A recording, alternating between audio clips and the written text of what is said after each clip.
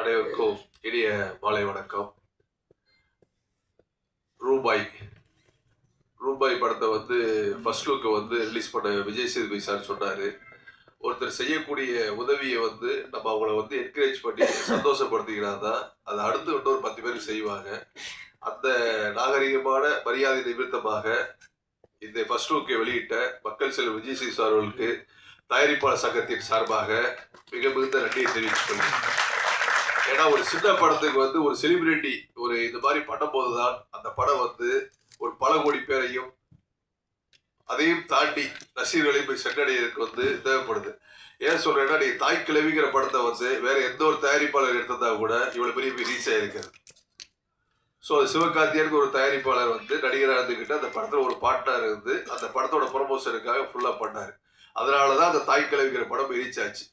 So இந்த ரூபாய்ங்கிற ஒரு title நீங்க வெளியே தெரிய வைக்க ஒரு உதவியை மக்கள் செல்வம் விஜய் சேதுபதிக்கு மீண்டும் மீண்டும் தயாரிப்பாளர் சங்கத்தின் சார்பாக நன்றி தெரிவிக்கிறேன். ரூபாய் இந்த டைட்டில் பாத்தீங்கன்னா எல்லாருமே யூஸ்வலா ஒரு ஹோட்டல்ல ஸ்டே பண்ண போனோம்னா எல்லாருமே கூப்பிடக்கூடிய ஒரு டைட்டில். அந்த ஹோட்டலுக்குள்ள நடக்கக்கூடிய பல கதைகள்ல ஒவ்வொரு கேரக்டரையும் ஒவ்வொரு ஆஸ்பெக்டான ஆட்கள் தங்குவாங்க. அதை எல்லாத்தையும் பார்க்கக்கூடிய ஒரு கேரக்டர் தான் அந்த படத்துல ரூபாய் எனக்கு நினைக்கிறேன் உங்களுக்கு. அதுல ஒரு பெரிய ரொம்ப சந்தோஷமான விஷயம் என்னன்னா, அதோட தயாரிப்பாளர் பையன் சூரியகலா சந்திரமூர்த்தி பையன் அதில் அறிமுகமாயிருக்காரு. ஸோ அதனால அவருக்கு இந்த நேரத்தில் நான் வாழ்த்துக்களை சொல்லிக்கிறேன். ஏன்னா ஃபர்ஸ்ட் படம் பண்ணியிருக்காரு. அவர் தொடர்ந்து வெற்றியை கொடுக்கணும். ஒரு படத்தை எடுக்கும் போது ஒரு தயாரிப்பாளர் கிட்டத்தட்ட பார்த்தீங்கன்னா ஒரு 200 பேர் 300 பேருக்கு மேலே வேலை கொடுக்கணும். ஆனால் அந்த படத்தை எடுத்து முடிச்சதுக்கு அப்புறம் பார்த்தீங்க அப்படின்னா குறைஞ்ச வச்சு ஆரம்பிச்சிக்கிறா ப்ரொமோஷன் சாப்பிச்சு விடைகள் ஆரம்பிச்சு அதில் ஆரம்பிச்சு போஸ்ட் ஆரம்பிச்சு அதுக்கப்புறம் ஒரு 500 பேர் வேலை பார்க்கணும். ஆனால் அந்த தயாரிப்பாளர் என்ன பண்ணாரு, ஏதோ ஒரு கதையை ஒருத்தர் சொல்றாரு, அந்த கதையை நம்பி அவர் படம் எடுத்துறாரு. இதுதான் ஒரு தயாரிப்பாளர் செய்யக்கூடிய ஒரு வேலை. ஸோ அந்த படம் லாஸ் ஆகி போச்சு அப்படின்னா அதை யார் நடிகர்கள் காப்பாற்றணும்? தயாரிப்பாளர் மேல தப்பு இருக்கா?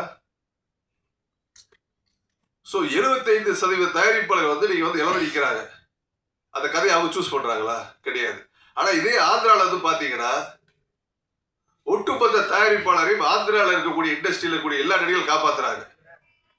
ஸோ தமிழ்நாட்டில் காப்பாத்துற யாருமே இல்லை. ஒரே ஒருத்தர் சூப்பர் ஸ்டார் ரஜினிகாந்த் சார் தவிர வேற யாரும் தயாரிப்பாளர் காப்பாற்றவே இல்லை. ஒரு பெரிய படம் சார், தெலுங்கு லாஸ் சார், இமிடியேட்டா கூப்பிட்டு அந்த டைரக்டர் பேரை படத்து மேடையில சொல்லல, இமிடியேட்டா லாஸ் 200 கோடி ரூபாய் லாஸ். உடனே கூப்பிட்டு அந்த ஹீரோ சொல்றாரு, சார் ஒன்றும் கவலைப்படாதீங்க, நான் இமிடியேட்டா உங்களுக்கு பண்ணி தரைக்கிறாரு.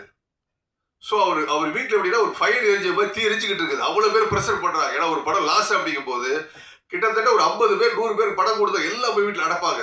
அவர் சூசைட் பண்ண ஸ்டேஜ் கூட போகலாம், மனநிலை மாறலாம். ஆனால் அந்த நேரத்தில் ஹீரோ எப்படி காப்பாற்றுறாரு பாருங்க.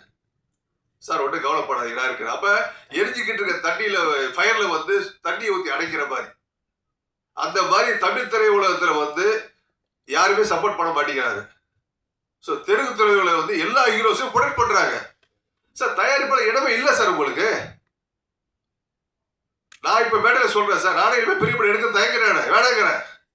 நான் சின்ன படம் 5 கோடி 7 கோடி எடுத்துட்டு போயிருக்கிறேன் உங்களுக்கு. ஸோ ஒரு கதையை சூஸ் பண்ண ப்ரொடியூசர் எக்ஸிக்யூட் பண்ணாலும் யார் பண்றா? ஒரு படத்தை 70% சம்பளம் எங்கே போகுது சொல்லுங்க நீங்க? 30% ப்ரொடக்ஷன் காசு போகுது. அப்போ ஒரு ஆக்சுவலா ஒருத்தர் சப்போர்ட் பண்ணணும் சார், ஒருத்தர் கை விட்டு தூக்கணும். அப்பதான் அடுத்த டிராவல் பண்ண முடியும் உங்களுக்கு. ஸோ எல்லாரும் திரையோட வளர்த்து விட்ட தயாரிப்பாளர்கள் இன்னைக்கு அந்த இடமே இல்லாம இருக்குது. அதனால தெலுங்கு இண்டஸ்ட்ரியை பார்த்து மற்ற கதைகள் தெரிஞ்சுங்க. ஸோ அதுக்கு ஒரு கலந்தாய்வு கூட்டம் போட்டிருக்கோம். இப்ப நல்ல நிர்வாகம் வந்திருக்கு. முழுக்க சொல்றேன், தயாரிப்பாளர் பக்கத்துடையாக என்னைக்கு இருப்போம், எந்த நேரம் தயாரிப்பாளர் விட்டு கொடுக்க மாட்டோம். அதே மாதிரி இன்னொரு கோரிக்கை நான் வச்சுக்கிறேன்.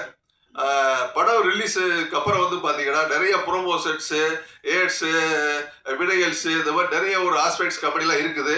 இந்த மேடையின் வகையெல்லாம் சொல்றேன், அது நிறைய பேர் மிஸ்கம்யூனிகேட் பண்ணிக்கிட்டு இருக்காங்க.